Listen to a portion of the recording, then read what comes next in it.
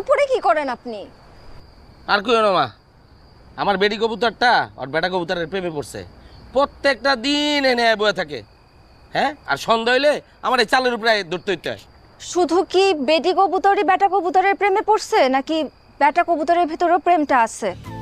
এটা তো কইতারি না, আজকে বাড়িতে লই লই তারপরে জিগামু। ঠিক আছে, দুজনের মধ্যে প্রেমটা হইলে আমারে জানায়।